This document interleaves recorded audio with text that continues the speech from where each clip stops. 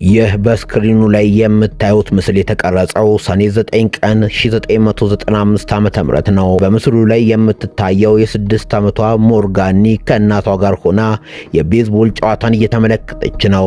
ይህ ምስል ከተቀረጸ ከጥቂት ደቂቃዎች በኋላ ግን ሞርጋን ለዘላለም ትሰወራለች ተብሎ ማንም አልገመተም ነበር።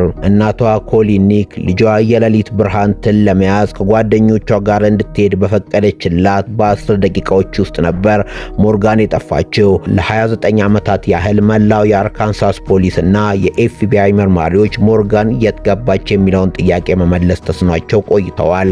ነገር ግን እውነቱን ለነዚህ ሁሉ ዓመታት በአይናችን ስር ተደብቆ ነበር። በአንድ የቪዲዮ ምስል ላይ በስህተት የገባ ቀይ መኪና በአንድ አሮጌ የፖሊስ መዝገብ ውስጥ የተሰረዘ ተጠርጣሪና ከ29 ዓመታት በኋላ በመኪና ምንጣፍ ስር የተገኘችው አንዲት ዘንባባ ጸጉር ይህንን ሚስጥር እንዴት ሊፈቱት ቻሉ? ዛሬ አንዲት እናት ለልጇ ፍትህን ፍለጋ ያደረገችውን የ29 ዓመት የጽናት ጉዞና በቴክኖሎጂ የታገዘውን አስገራሚ እውነትን እንመለከታለን። ይህ ታሪክ ስለ ሞርጋን ኒክ መሰወር ብቻ ሳይሆን ስለ እናት አንጀትና ስለማይጠፋ ተስፋ የሚተርክ ነው። እስከ መጨረሻው አብራችሁን ቆዩም። ሰኔ 9 ቀን 1995 ዓ.ም አርካንሳስ ውስጥ ሞቃታማ ምሽት ነበር። ኮሊን ኒክ እና የ6 ዓመቷ ልጇ ሞርጋን ለየት ያለ ምሽትን ለማሳለፍ ወደ አልማ የቤዝቦል ሜዳ አመሩ። ሞርጋን በባህሪዋ አይናፋርና ከእናቷ መለየት የማትወድ ልጅ ነበረች። በዚያም ምሽት እናቷ አጠገብ ተቀምጣ የኮሊንን ጫማ እየፈታችና እያሰረች በደስታ ትጫወት ነበር። ምሽቱ እየገፋ ሲሄድ ግን ጨዋታው ረዘመ። በስቴዲየሙ የነበሩ ሕፃናት መጫወት ጀመሩ። ሁለት የሞርጋን ጓደኞች ወደ እሷ መጥተው የሌሊት ብርሃን ትልን እንያዝ ብለው ጠሯት። ሞርጋን መጀመሪያ ፍቃደኛ አልነበረችም። እናቷም ምሽቱ መሽቷል፣ ጨለማ ነው በሚል ከልክላት ነበር። ነገር ግን ሌሎች ወላጆች አይዟችሁ፣ እዚሁ ሜዳ አጠገብ ነው እኮ የሚጫወቱት፣ ደህና ናቸው አሏት። ኮሊን ሁሌም ልጇን በማፈን ትወቀስ ስለነበር ለልጇ ትንሽ ነፃነት ለመስጠት ወሰነች። ሞርጋን እናቷ ሂጂ ስትላት በደስታ አንገቷ ላይ ተጠምጥማ ሳመቻት። ያ መሳም የመጨረሻዋ እንደሚሆን ኮሊን በህልሟ አላሰበችውም ነበር። ምሽቱ 4:40 ሆነ። ጨዋታው ተጠናቀቀ። የሞርጋን ጓደኞች አሸዋ የገባበትን ጫማቸውን እያራገፉ ወደ እናቶቻቸው መጡ። ነገር ግን ሞርጋን አብራቸው አልነበረችም። ኮሊን ልቧ በፍርሃት መምታት ጀመረ። ወደ መኪና ማቆሚያው ስፍራ ሮጠች። በመኪናው መሃል በመኪናዎቹ ስር በጨለማው ውስጥ ሞርጋን እያለች ጮኸች። ነገር ግን መልስ አልነበረም። ጓደኞቿ በሰጡት መረጃ መሰረት አንድ ቀይ ፒክአፕ መኪና አጠገብ ጫማቸውን ሲያራግፉ ነበር። ሞርጋን ከመኪናው ጀርባ ተቀምጣ ነበር። እነሱ ሮጠው ሲሄዱ ሞርጋን ተከትላቸው የመጣች መስሏቸው ነበር።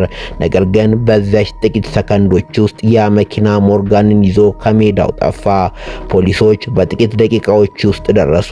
መላው ከተማ በባትሪ ብርሃን ታግዞ ፍለጋ ጀመረ።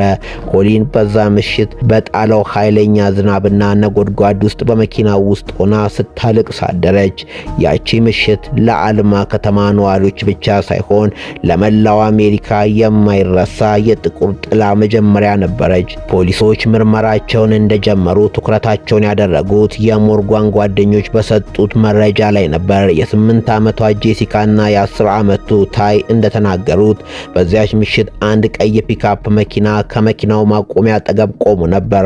በመኪናው አጠገብ ደግሞ አንድ ሸበት ያለ ፂም ያለው ቲሸርት የለበሰ ነጭ ሰው ቆሞ ይመለከታቸው ነበር። በጣም የሚያስገርመው ነገር በዚያው ዕለት ሌላ ወላጅ በቪዲዮ ሲቀርጽ በድንገት አንድ ቀይ መኪና በስተጀርባ በካሜራው ገብቶ ነበር። ፖሊሶች ይህንን ቪዲዮ ደጋግሞ ቢመለከቱም የመኪናውን ታርጋ ቁጥር መለየት አልቻሉም። ለዓመታት ፖሊስና መላው የአርካንሳስ ሕዝብ የሚፈልገው ይህንን ቀይ ፎርድ መኪና ነበር። ነገር ግን እዚህ ጋር አንድ ትልቅ ስህተት ተፈጥሮ ነበር።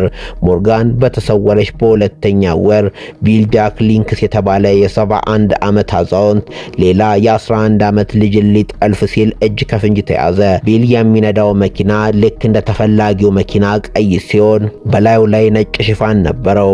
ፖሊሶች ቢልን በቁጥጥር ስር አውለው በሞርጋን መጥፋት ዙሪያ ጠየቁት። ሆኖም አሁን ሁለት ነገሮች ቢልን ከተጠርጣሪነት ነፃ አደረጉት። ያካሄዱት። አንደኛ የውሸት መመርመሪያ ወይንም ፖሊግራፍ። ቢል በወቅቱ የውሸት መመርመሪያ ፈተናውን በማለፉ መርማሪዎች ንጹህ ነህ ብለው አመኑ። ሁለተኛ የመኪናው አይነት። ምስክሮች መኪናው ፎርድ ነው ስላሉና የቢል መኪና ደግሞ ቺፍ ስለነበረ ፖሊሶች መንገዳቸውን ሳቱ። ቢል ጃክ ሊንክስ በሌላ የግድያ ሙከራ ወንጀል ተፈርዶበት ወደ እስር ቤት ተላከ። በ2000 ዓመተ ምህረትም በ76 ዓመቱ እስር ቤት ውስጥ ሲሞት የሞርጋን ኒክ ሚስጥር ከሱ ጋር አብሮ የተቀበረ ይመስል ነበር። ለ29 ዓመታት ኮሊን ኒክ ልጄን የወሰደው ሰውዬ ገና አልተያዘም በሚል ስጋትና ተስፋ መካከል ኖረች። እውነቱ ለ29 ዓመታት በዓይናቸው ስር ሆኖ ሳለ መርማሪዎች በዘመናዊ ቴክኖሎጂ የታገዘውን ፍንጭ እንዴት እንዳገኙት የሚተርክ ነው። እንደ አውሮፓውያን አቆጣጠር በ2019 ሞርጋን ከተሰወረች ከ24 ዓመታት በኋላ አዲሱ የአልማ ከተማ መርማሪ ብሬት ሃርትሊ የሞርጋንን ፋይል በድጋሚ ለመመርመር ወሰነ። መርማሪውም ጥያቄውን የጀመረው ካለፈው ስህተት ነው፣ እሱም ፖሊስ ያመለጠው ነገር ቢኖርስ በማለት ነበር። ሃርትሊ ሁሉንም ምስክሮች በድጋሚ አነጋገረ። በወቅቱ ከሞርጋን ጋር የነበረችው የ8 ዓመቷ ጄሲካ አሁን ትልቅ ሴት ሆናለች። እሷ ግን አንድ ነገር በደንብ ታስታውሳለች። መኪናው ፎርድ ሳይሆን የቆየ ቼቪ ነበር የሚመስለው አለችው። ይህ መረጃ መርማሪውን በቀጥታ በ1995 ዓ.ም ተጠርጥሮ ወደ ነበረው ቢል ጃክ ሊንክስ መራው። ቢል ጃክ ሊንክስ በ2000 ዓመተ ምህረት በእስር ቤት ቢሞትም ያ የሚነዳው ቀይ መኪና ግን አልጠፋም ነበር። መርማሪው ሃርትሊ መኪናውን አፈላልጎ በአንድ የግል ግቢ ውስጥ በአቧራ ታውሮ አገኘው። መኪናው ለዓመታት ለሽያጭ ቀርቦና ከአንድ ሰው ወደ ሌላ ሰው ተላልፎ ነበር። መኪናው በቁጥጥር ስር ውሎ በኤፍቢአይ ባለሙያዎች በከፍተኛ ጥንቃቄ ተፈተሸ።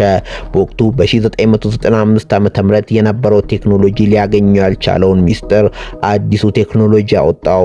የኤፍቢአይ ባለሙያዎች የመኪናውን ሙሉ ወለል ምንጣፍ ገልጠው ሲመለከቱ በአይነ ቁራኛ የምትታይ አንዲት ባለ ወርቃማ ቀለም ጸጉር አገኙ። ጸጉሯም ለ29 ዓመታት በዚያች ምንጣፍ ስር ተደብቃ ቆይታለች። መጀመሪያ ላይ የተደረገው የዲኤንኤ ምርመራ ጸጉሯ መጎዳቷንና ግልጽ ውጤት ሊሰጥ አለመቻሉን አሳየ። ነገር ግን ኮሊን ኒክ ተስፋ አልቆረጠችም። ኦትራም ላብስ የተባለ እጅግ ዘመናዊና የተበላሸ የዲኤንኤ ናሙናዎችን መለየት የሚችል ተቋም መኖሩን ሰማች። ኮሊን መርማሪዎቹን እባካችሁ እዚህ ላብራቶሪ ላኩት ብላ ተማጸነች። ውጤቱ መጣ። መስከረም 27 ቀን 2024 ዓመተ ምህረት ኦትራም ላብስ በላከው ሪፖርት በመኪናው ውስጥ የተገኘው ጸጉር የኮሊን ኒክ ልጅ መሆኗን በሳይንስ አረጋገጠ። ይህ ማለት ሞርጋን በዚያ ቀይ መኪና ውስጥ እንደነበረችና ቢል ጃክ ሊንክስ እውነተኛ ጠላፊ መሆኑን የሚያረጋግጥ የማያዳግም ማስረጃ ሆነ። መስከረም 2024 ዓመተ ምህረት ለአልማ ከተማ ነዋሪዎችና ለኒክስ ቤተሰቦች ታሪካዊ ቀን ነበር። የ29 ዓመቱ ሚስጥር በይፋ የተፈታበት ቀን። መርማሪዎች ለኮሊን ሊንክስ የዲኤንኤ ውጤትን ሲነግሯት የደረሰባት ድንጋጤና እፎይታን የሚገልጽ አልነበረም። በቢሊ ጃክ ሊንክስ መኪና ውስጥ የተገኘው አንዲት ዘንባባ ጸጉር በዘመናዊ የኦትራም ላብስ ምርመራ የሞርጋን ኒክ መሆኗ ተረጋገጠ። ይህ ውጤት ሁለት ትላልቅ ነገሮችን ለዓለም ይፋ አደረገ። አንደኛ፣ ቢሊ ጃክ ሊንክስ ለ29 ዓመታት ሲፈለግ የነበረው እውነተኛ ጠላፊ መሆኑን አረጋገጠ። ምንም እንኳን ቢሊ በእስር ቤት ቢሞትም የታሪክ መዝገቡን ግን ዛሬም ወንጀለኛ ብሎ ስሙን መዝግቦታል። ሁለተኛው፣ የኮሊን ኒክ እናትነትና ግምት ትክክል መሆኑን አረጋገጠ። ኮሊን ልጅ አልጠፋችም ትወስዳብኛለች ስትል የነበረው ጩኸት ዛሬም ሳይንሳዊ ማስረጃ አገኘ።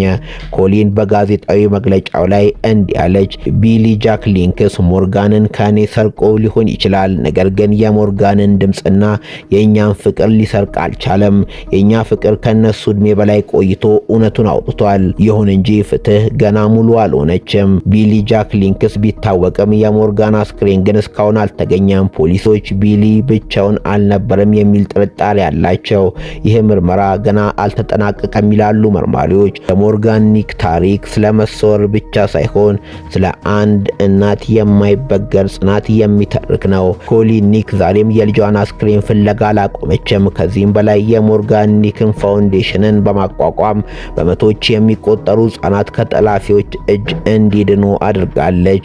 ሞርጋን የሌሊት ብርሃን ትሎችን ትወድ ነበር። ዛሬ እነዚያ ትሎች ለኮሊን የጨለማ ብርሃን ምልክቶች ናቸው። ተመልካቾቻችን እናንተስ ምን ትላላችሁ?